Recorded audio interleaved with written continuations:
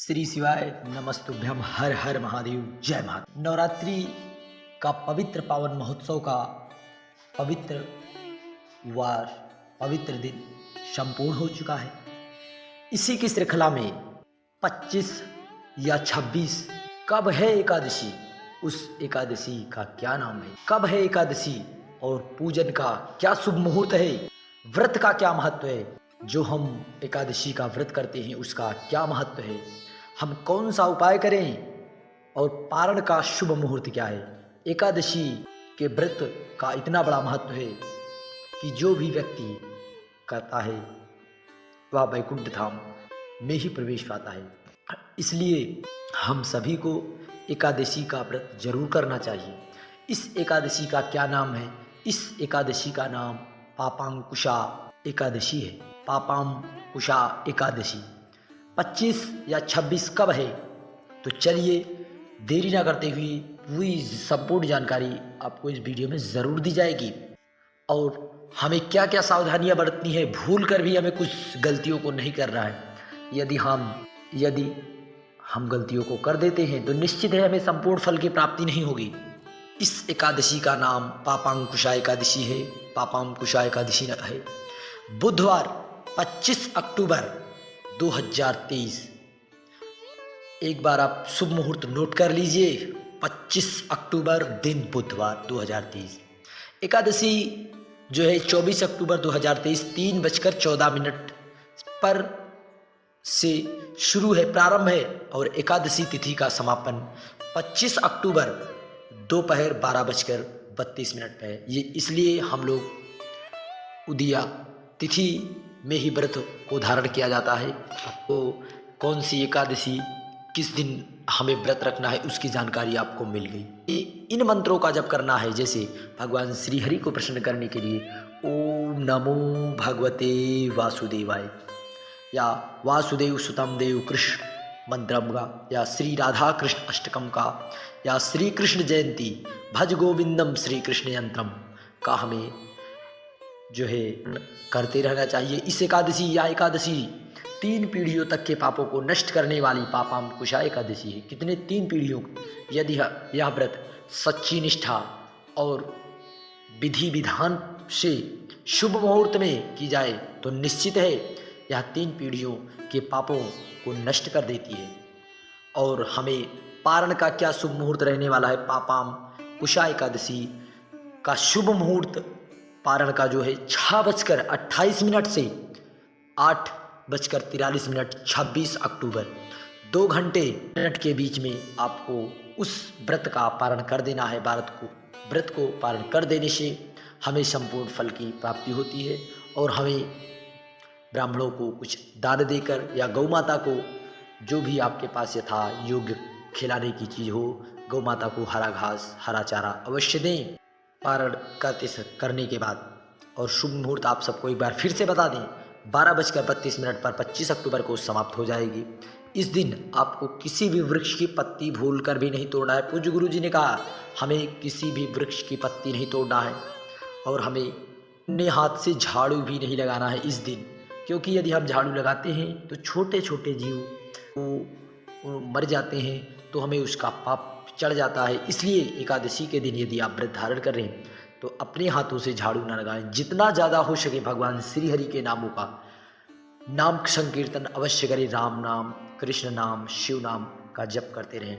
और तीसरी विशेष जानकारी आपको भूल कर भी नहीं करना है, किसी वृक्ष की पत्ती नहीं तोड़ना है और उन लोगों से दूरियां बना कर रखना है जो लोग पहुंचते ही किसी दूसरे व्यक्ति की निंदा करने लगते हैं। कहते हैं वह व्यक्ति ऐसा है या व्यक्ति ऐसा है, मतलब किसी की निंदा करना उनका काम ही है। वो जब भी मिलेंगे जिससे निंदा करने वाले लोगों से उस दिन यदि आप विशेष करके दूरी बना लेते हैं तो निश्चित है आप पर भगवान श्री हरि की कृपा ज़रूर होगी। और आपको पूज्य गुरु जी ने कहा कि जो भी व्यक्ति एकादशी का व्रत करते हैं वे भगवान श्री हरि के नामों का यशगान करें और उन लोगों से जरूर दूरियां बनाएं।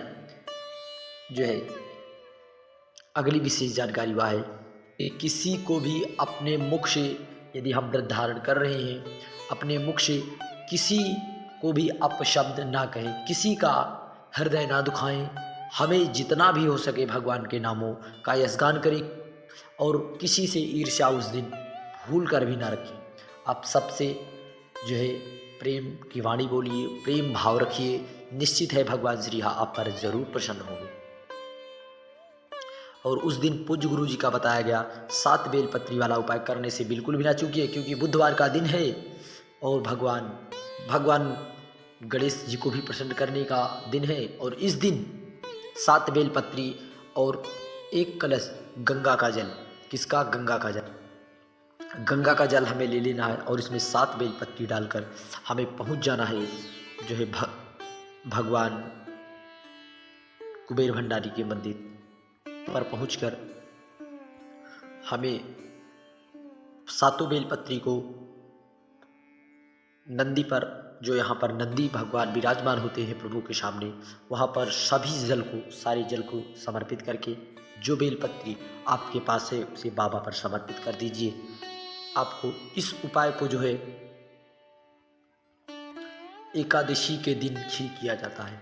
कितनी भी आपके जीवन में तकलीफ क्यों ना चल रही हो, यदि धन संपदा को है, व्यापार वृद्धि को है, अपने बच्चों के लिए है, तो आप ज़रूर इस उपाय को करिए। माताएं विशेष करके करें। आपको बेलपत्र, किसी भी वृक्ष की पत्ती को नहीं तोड़ना है। आप एक दिन पहले ही पत्ती को तोड़ लावे, या फिर ना मिल पाए तो आप बाबा पर ही चढ़ी बेलपत्र को समर्पित कर अधिक से अधिक लाभ प्राप्त कर सकते हैं। 7 बेलपत्री वाला उपाय करने से बिल्कुल भी आप लोग ना चूकिए। श्री शिवाय नमस्तुभ्यं। और हरा मूंग, जो कि भगवान श्री गणेश को बहुत ही प्रिय है, और हरा मूंग 1 कटोरी और उसमें बेलपत्र, शमी पत्र और एक छोटा सा गुड़ का टुकड़ा हमें लेकर भगवान गणेश वाले स्थान पर समर्पित कर देने से, या फिर भगवान गणेश के मंदिर में समर्पित कर देने से भगवान गणेश की कृपा हम सब पर होती है, विघ्न हरता है। वह हमारे जीवन के सभी विघ्नों को हर कर हमें सुख का आनंद कराएंगे। इसलिए हम सभी को जो है इस उपाय को करने से बिल्कुल भी नहीं चूकना है। श्री शिवाय नमस्तुभ्यं। जय महाकाल। बढ़ते हैं अगले उपाय की ओर। किसी भी वृक्ष की हमें पत्ती भूल कर भी नहीं तोड़ना है। किसी भी वृक्ष की पत्ती हमें नहीं तोड़ना है, और हमें जो है गंगा की जल वाला उपाय विशेष करके करना है। गंगा के जल वाला भी विशेष उपाय हमारे जीवन में आनंद ही आनंद उत्पन्न कराएगा, क्योंकि गंगा का जल हमारे समस्त भूमंडल को जिस प्रकार आनंद दे रहा है, वह हमारे जीवन में भी इसी प्रकार आनंद देगा। श्री शिवाय नमस्तुभ्यं। बढ़ते हैं अगले उपाय की, जो कि इस उपाय को हमें रुद्राक्ष के से भी करना है। रुद्राक्ष का जल, यदि कोई भी व्यक्ति अत्यधिक बीमार है तो रुद्राक्ष का जल गलाकर जो भी व्यक्ति बाबा पर समर्पित करके पीता है या उसका सेवन करता है, निश्चित है उसकी बीमारियां धीरे धीरे जरूर खत्म होती है। परंतु कुंदकेश्वर भगवान महादेव का नाम स्मरण करने से आपको जरूर लाभ मिलेगा। श्री शिवाय नमस्तुभ्यं। हर हर महादेव। जय महाकाल।